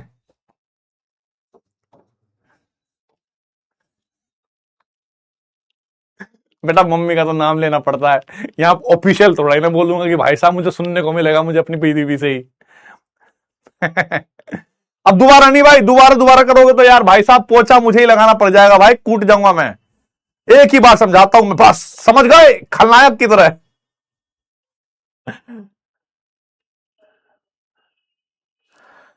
तो ये दो बातें थी भाई जो वो बताना चाहते थे। अब इसके बाद देखिए आगे, ये आप लोगों ने नोट भी कर लिया और आपको रदरफोर्ड बाबा के बारे में पता भी चल गया। तो कुछ क्वेश्चन है, कर सको तो कर लो, अरे दुनिया वालों कर सको तो कर लो भाई। पहला क्वेश्चन है, रदरफोर्ड के अल्फा कण प्रकीर्णन प्रयोग से निम्नलिखित में से कौन सा निष्कर्ष नहीं निकाला जा सकता? कौन सा निकाला नहीं जा सकता, ध्यान रखना। और बहुत अच्छा टॉपिक है। चलो सिंगल करेक्ट है, सोचो विचार करो और आंसर दो, सोचो विचार करो और आंसर दो भाई। सुनो गौर से दुनिया वालों, चाहे कितना जोर लगा लो, सबसे आगे होंगे हिंदुस्तानी। हमने कहा है जो तुम भी कहो। पहला क्वेश्चन देखो, परमाणु में अधिकांश स्थान खाली होता है, सत्य है। परमाणु की त्रिज्या लगभग 10 की घात -10 मीटर में, यानी एंगस्ट्रॉम में, जबकि नाभिक की त्रिज्या 10 की घात -15 मीटर में, सत्य है। नारायण नारायण, सत्य हो गया। इलेक्ट्रॉन निश्चित ऊर्जा के वृत्ताकार पथ पे चलता है, जिन्हें कक्षाएं कहते हैं। आपको याद है मैंने ये जरूर बोला है इलेक्ट्रॉन नाभिक के चारों तरफ चक्कर काट रहा है, पर कभी यह नहीं बोला कि किसी कक्षा में चक्कर काट रहा है। उस टाइम तक कक्षाओं की खोज ही नहीं हुई थी। उस टाइम पर यह नहीं पता था कि इलेक्ट्रॉन ऐसे घूम रहा है, ऐसे घूम रहा है, ये ऐसे ऐसे ऐसे करके ये ऐसे ऐसे घूम, किसी को कुछ पता ही नहीं था, है ना। तो बस ये पता था कि बाहर है, घूम रहा है, पर ये नहीं पता कैसे घूम रहा है, और कक्षाओं का तो नाम ही नहीं था वहां पे। तो ये हो गया हमारे पास असत्य, ये गलत है भाई। इलेक्ट्रॉन और नाभिक विद्युत आकर्षण बल द्वारा एक साथ बंधे हैं। ये तो बात क्लियर है कि भाई नाभिक और इलेक्ट्रॉन के बीच में विद्युत आकर्षण बल है, तभी तो नाभिक उसको अपनी तरफ खींच रहा है, आ जाओ मैं हूं प्यार तेरा। तो ये भी सत्य है। तो आंसर होगा बेटा हमारे पास सी, 39.16%। अगर कोई पॉजिटिव चीज है और नेगेटिव को तो अपनी तरफ आकर्षित करेगी ना बेटा। और आपने ये भी देखा कि जो इलेक्ट्रॉन है वो घूमते घूमते घूमते एट द एंड तो नाभिक में ही गिरेगा। तो पॉजिटिव और नेगेटिव के बीच में आकर्षण है, उसी कारण गिर रहा है बेटा। वो आकर्षण का नाम मैंने समझाया था, लिया था।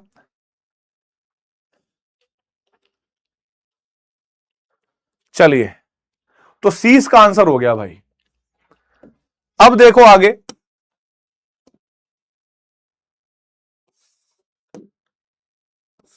अरे यार रदरफोर्ड वाले क्वेश्चन यही थे क्या? सॉरी दोस्तों,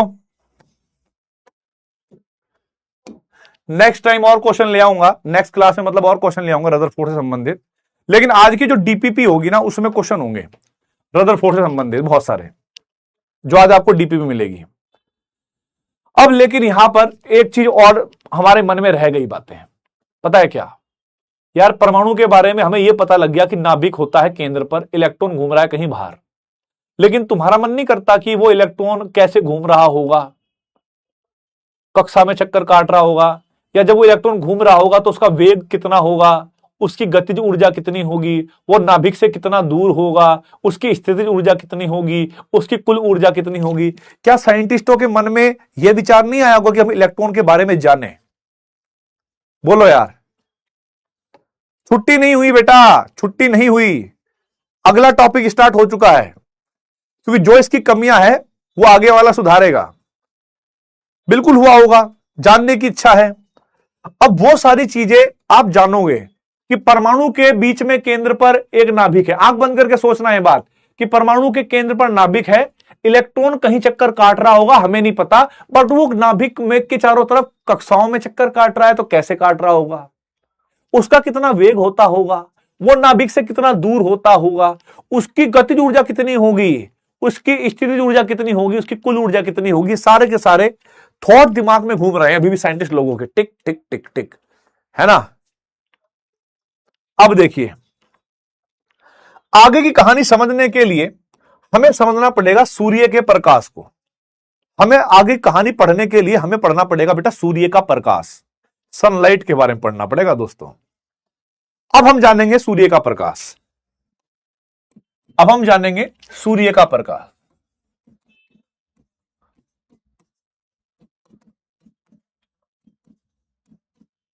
सूर्य का प्रकाश जिसको हम विद्युत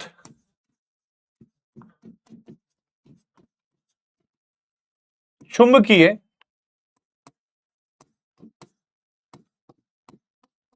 विकिरण भी कहते हैं, विकिरण। और अगर बात करें इसको इंग्लिश में लिखने की, तो इंग्लिश में इसको हम थोड़ा फैशन में लिखेंगे। तुम्हें पता है ना कि जब कोई चीज थोड़ी एडवांस सी होती है ना, तो उसको ये नहीं कहते हिंदी मीडियम वाले लोग या गांव वाले लोग कि भाई ये थोड़े मॉडर्नाइजेशन है, ठीक है। तो उसमें कोई चाची और ताई ऐसे होती है, बड़ी फैशन सा दिखा रहा, चाहे वो जैसे गोल रोटी होती है और किसी ने तिकोना पराठा बना दिया, अरे वो तो रोटी भी फैशन सी बना हुआ है, बड़ी फैशन वाली। हाँ, सब्जी बड़ी फैशन वाली बना रही है आजकल। पता हमारे टाइम पे तो सरसों के तेल में छोंक दिया करते थे हम तो प्याज डाल के। अब वो कह रही कि नहीं नहीं, चिकन मसाला चाहिए उसके अंदर, तो गरम मसाला भी चाहिए उसके अंदर, तो और पता नहीं क्या कह रही थी, वो धनिया की सीजरिंग पीजरिंग सी करेगी। हाँ, हमारी तरफ तो वो था चक्कू तो धनिया काट के दे दिया करते थे। इनके भी नखरे बढ़ रहे बहुत सारे। आहो, हाँ, अरे सुरेश सुन तो ले, वह जो विनोद की बहू आई है, हाँ, वह जो बहू आई है गाजियाबाद वाली, वही बताओ मटर पनीर खुआ रही। बता, इतने सारे दूध में से इतना पनीर काटा उनने, कर दिया ना बेकार दूध सारा। हाँ, बड़ी फैशन की बात तो है ना भाई। ऐसे कॉन्वर्सेशन बेटा तुमने घरों में जरूर सुने होंगे, होते हैं भाई। तुम मॉडर्नाइजेशन नहीं कहते, वो कहती है बड़े फैशन वाली बात कर रही है भाई ये तो।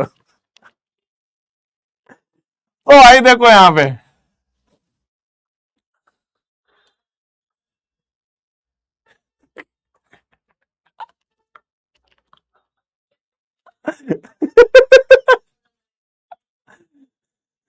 अरे सुन लेगी भाई। वैसे भी पता इन दोनों इन कई सारे नामों में से मैंने अपनी मैडम की मम्मी का नाम ही लिया है। तो भाई इसको बोलते हैं हम लोग सनलाइट। सनलाइट और विद्युत चुंबकीय विकिरण को हम लोग कहते हैं इलेक्ट्रो मैग्नेटिक रेडिएशन। अब क्यों कहते हैं वो मैं बताऊंगा बेटा। अब यहां पर देखो बेटा, अच्छा किरण लिख दिया क्या विकिरण की जगह पर? अरे सॉरी बेटा, वो पेन की गलती है, वो मैंने बोला तो विकिरण ही होगा मेरे, वो लिखा जाता है ऐसे जब स्पीड आपकी ज्यादा होती है ना। ठीक है, किरण लिख दिया, ठीक है, सॉरी भाई। मेरे हाथों को पता नहीं होता मैं क्या उस टाइम पे लिख रहा होता हूं, मतलब कभी कभी ऐसा होता है ना, माइंड और हाथ आपके एक ही साथ काम करें, मेरा दिमाग थोड़ा तेज और हाथ स्लो चलते हैं। अब देखो भाई यहां पर देखो बेटा, पहली पहली चीज क्या है, पहले देखेंगे सूर्य के प्रकाश में विभिन्न प्रकार की विद्युत चुंबकीय विकिरणें, विद्युत चुंबकीय विकिरणें एक साथ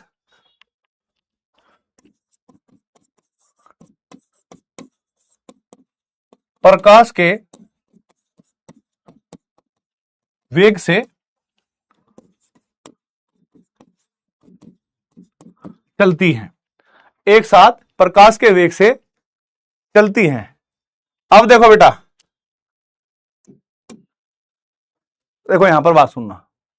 अब आप लोगों को लग रहा कि भाई ये विद्युत चुंबकीय विकिरणें कैसे चलती होंगी, तो तुमने कभी देखा है कि जैसे एडवर्टाइजमेंट भी आते होंगे जब मैच वैच देखते होंगे, ठीक है। हम लोग गांव के लोग हैं, हमें इतना पता नहीं था, मुझे भी नहीं पता था बेटा, मुझे तो थोड़ा बहुत बाद में पता लगा कि यूवी लाइट क्या होती है, अच्छा सनस्क्रीन क्या होती है। नहीं तो हम लोगों का तो देखो ये था, सरसों का तेल लिया, हाथ पे रगड़ा, वही अपना सर पे लगाया ऐसे करके, और वही अपना मुंह पे लगा लिया और सब एकदम क्लियर। धीरे धीरे मॉडर्न हुए तो सरसों के तेल की जगह पर हमने कोकोनट ऑयल यूज कर दिया भाई, थोड़ा महंगा था, पैरासूट वाला वो वाला यूज कर लिया। लेकिन अब जैसे जैसे जनता बढ़ रही है आगे, तो अब ये बताते हैं कि भाई साहब अल्ट्रा वायलेट किरणों से बचने के लिए, रेडिएशन से बचने के लिए लगाइए ये वाला सनस्क्रीन। ये है 50 एसपीएफ का, 60 एसपीएफ का। ये आपको यूवीबी एंड यूवी लाइट से बचाता है और आपको त्वचा को जवान बनाने के लिए कार्य करता है, फलाना ढिमकाना एंड सो ऑन। तो जो सूर्य का प्रकाश है उसमें केवल एक ही प्रकार की लाइट नहीं होती, उसमें बहुत प्रकार की लाइटें होती हैं, ठीक है। मतलब बहुत प्रकार की विकिरणें होती है उसमें, गामा रेज, कॉस्मिक किरणें, एक्सरेज, एक्सरेज का नाम सुना होगा आपने, एक्सरेज, ठीक है, यूवी किरणें, और दृश्य प्रकाश। दृश्य प्रकाश वो होता है कि जो 7 रंग हम देख सकते हैं, विबग्योर। अवरक्त भाग, इंफ्रारेड का नाम सुना होगा, माइक्रोवेव का नाम सुना होगा, रेडियो तरंगों का नाम सुना होगा। तो ये सारी की सारी हैं प्रकाश तरंगे ही, पर इनको अलग अलग नाम इसलिए दिया गया है क्योंकि इनकी जो फ्रीक्वेंसी है, इनकी जो आवृत्ति है वो अलग अलग है। ठीक है, तो मैंने कहा कि भाई सूर्य के प्रकाश के विभिन्न प्रकार की विद्युतचुंबकीय तरंगे एक साथ प्रकाश के वेग से चलती हैं। और आपको यह याद होगा, जो स्पीड होती है बेटा सूर्य के प्रकाश की, वो फॉर्मूला होता है लैम्डा और आवृत्ति पर। यह फॉर्मूला पता होना चाहिए। लैम्डा होता है हमारे पास प्रकाश का तरंग दैर्ध्य, प्रकाश का तरंग दैर्ध्य। न्यू होती है प्रकाश की आवृत्ति। सी होता है प्रकाश का वेग। और सी का जो मान होता है बेटा वो होता है 3 गुणा 10⁸ मीटर प्रति सेकंड, और सी बराबर होता है 3 गुणा 10⁻10 सेंटीमीटर प्रति सेकंड। आज अभी आप लोगों ने एक और चीज बताता हूं मैं, एक और नया, ये शायद आपने 10th में पढ़ा होगा, एक और चीज है, उसको बोलते हैं हम लोग ऐसे न्यू बार। न्यू बार जो है ना बेटा, ये 1/λ के बराबर होता है और इसको बोलते हैं तरंग संख्या। अगर किसी क्वेश्चन में कुछ मान देकर तरंग संख्या पूछा हो, तरंग संख्या, तरंग दैर्ध्य नहीं तरंग संख्या, तो जो भी तरंग दैर्ध्य आप निकालोगे उसके व्युत्क्रम को कहते हैं तरंग संख्या। ठीक है, इसको नोट करिएगा, स्पीड ऑफ लाइट को ऐसे नोट करिएगा बेटा। कर लिया भाई?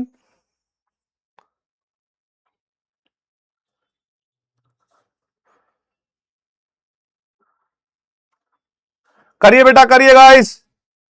अरे वीडियो कॉल भी कर लेंगे कभी ना कभी यार, अभी पढ़ाई कर लो कुछ दिन। ऊपर से कह रखा कि तुम बहुत स्लो पढ़ रहे हो, जल्दी जल्दी पढ़ाओ इनको। बताओ हम क्या करें? टाइम तो हमें देना पड़ेगा ना एक्स्ट्रा बेटा, और भगा भी नहीं सकते इतनी तेज कि आपके ऊपर से ही निकल जाए। अभी आएगी बेटा, ये आएगी, ये पहले फॉर्मूला है, ये फॉर्मूला आप याद रखो, फिर यूज करना मैं सिखाऊंगा आपको। आपको कुछ चीजें नोट करनी होती है और ये पॉइंट में मैं समझाऊंगा कि सूर्य का प्रकाश एक प्रकार की विद्युत चुंबकीय विकिरण है, वो कैसे होगा, सब बात समझाऊंगा। अभी पूरी कहां हुई है, ये तो क्या स्लाइड भर गई, इसलिए मैं कहता हूं कि भाई नोट कर लो, फिर आगे बढ़ेंगे। छुट्टी होगी 8 बजे। अब देखो बेटा, अब बहुत सारे बच्चों का ये माइंड में आता है कि सूर्य के प्रकाश को विद्युत चुंबकीय विकिरण क्यों कहते हैं। ठीक है, मान लो किसी के माइंड में आ गया, स्टूडेंट दुनिया के लोगों में मन आ गया कि सर सूर्य के प्रकाश को, अब आप कहोगे सर जी सूर्य का तो अंशुल था। अरे बेटा वो तुम्हारे गांव में सूर्यपाल सिंह है, उसकी बात नहीं कर रहा हूं। सूर्य का प्रकाश, सनलाइट, क्योंकि प्रकाश भी किसी का नाम होता है और सूर्य भी किसी का नाम होता है। तो सूर्य के प्रकाश को विद्युत चुंबकीय विकिरण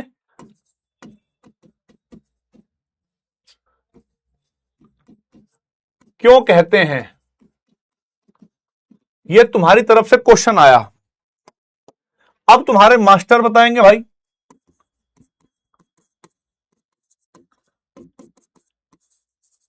क्योंकि सूर्य के प्रकाश में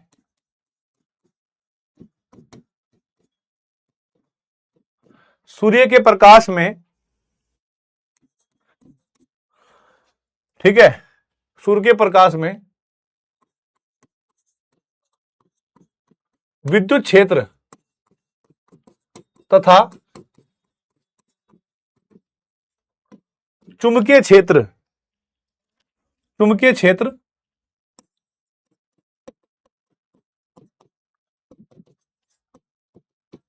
एक दूसरे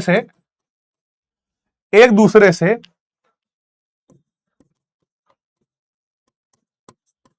समकोण पर गतिमान है।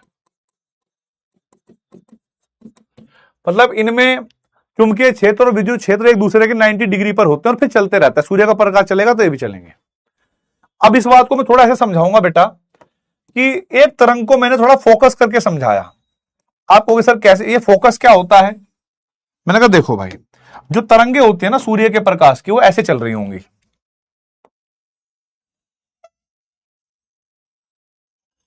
ऐसे करके। तो ये तो अभी आपने 2D में देखा, तरंगे ऐसे नहीं ऐसे चल रही होंगी। अब मैं आपको और बताता हूं, ऐसे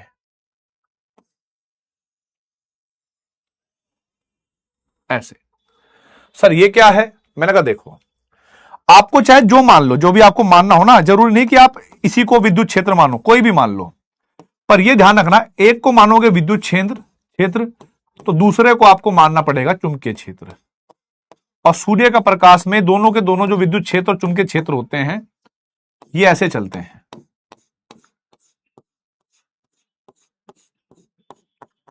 ऐसे चलते हैं बेटा।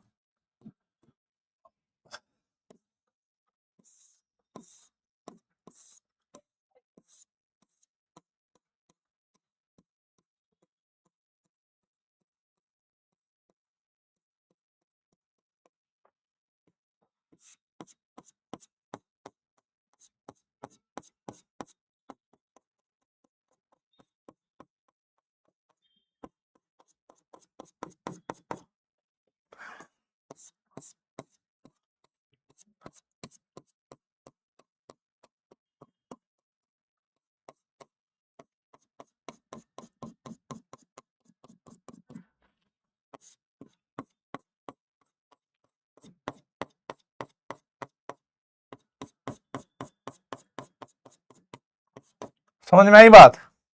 तो ऐसे बेटा, किसी एक को आप विद्युत क्षेत्र मान लेना, किसी एक को चुंबकीय क्षेत्र मान लेना। तो ये मान लो आप क्या भाई, विद्युत क्षेत्र, और ये मान लिया आपने चुंबकीय क्षेत्र।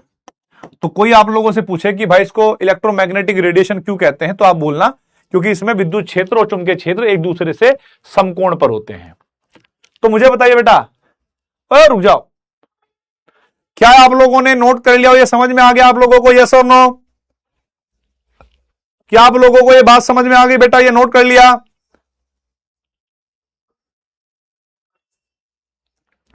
बेटा पकोड़े खाने का तो मन कर रहा है, पर क्या करें अब हमको ना। यस, बारिश नहीं हो रही, इधर बहुत गर्मी हो रही है। तो बेटा ये पूरा चैप्टर फन है। बस आप लोगों को स्टार्टिंग में, पहले चैप्टर में इसलिए लगा होगा क्योंकि आप स्टार्टिंग से नहीं जुड़े होंगे, बीच में आए होंगे या थोड़ा बाद में आए होंगे। लेकिन जिन बच्चों ने इस चैप्टर के पहले लेक्चर से स्टार्ट कर दिया है, उसकी केमिस्ट्री फेवरेट हो जाएगी, गारंटी मेरी है। ठीक है, चलो, बहुत अच्छे भाई, बहुत अच्छे। नहीं नहीं, मैडम भी बना देती है बेटा, अब अपनी अपनी मैडम की बुराई थोड़ा ही करेंगे, बना देती है बेटा।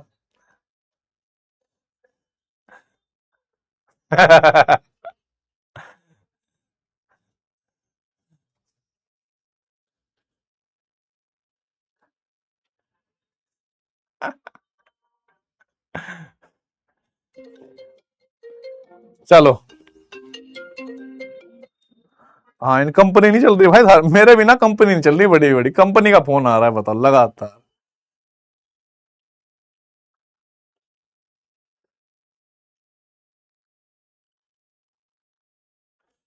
तो इसके आगे का जो कार्यक्रम है, मान लो प्रकाश वगैरह निकालना और सब न्यूमेरिकल वगैरह करना, वो कल मैं आपको समझाऊंगा। ठीक है, तो बहुत मजा आया आज आपको पढ़ा के। All the very best. जय हिंद, जय भारत, वंदे मातरम, भारत माता की जय। है ना? बहुत अच्छे बेटा, बहुत अच्छे। और क्या,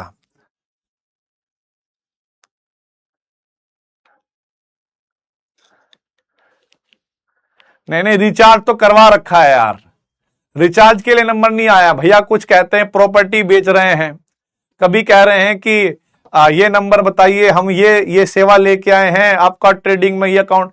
फ्रॉडबाजी भी चलती है ना। अब उनको क्या पता कि सामने वाला मास्टर है ना। फ्रॉडबाजी में नहीं है, पर समझता तो है। ओटीपी नहीं बताना है, अपनी डिटेल्स नहीं बतानी है। अच्छा सर, आपके पैसे 4 साल में डबल हो जाएंगे, 2 साल में इतना रिटर्न आ रहा है। मैंने बोला भैया एक बात बताओ, आपकी सैलरी कितने ही है? कहना भैया इतनी है। कहना जब आपको डबल करने चाहिए, हमको क्या डबल करेंगे जी? डबल करने की जब इतना बढ़िया ऑफर है, आप लीजिए। तो कुछ लोग क्रेडिट कार्ड दे रहे होते हैं। हालांकि नए नए बच्चों को क्रेडिट कार्ड का नया नया शौक चढ़ता है जब वो कॉलेज में जाएंगे, पर नहीं लेना होता है, ये बेकार चीज है, ये फालतू में उधारी बनवाता है। तो आदमी को उतना पैर फैलाओ जितना आप खुद कमा सको। ये आपके सावधानी के लिए बता रहा हूं मैं, ठीक है। चलो, नहीं ऐसी बात नहीं है। मैडम के आने से पहले भाई साहब पोछा लगा के रेडी रखूंगा, टेंशन ना लो। अभी जो गंदगी फैलाई है मैंने। आरबीआई कहता है सतर्क रहिए, जानकार रहिए, ठीक है, और फ्रॉड से बचिए।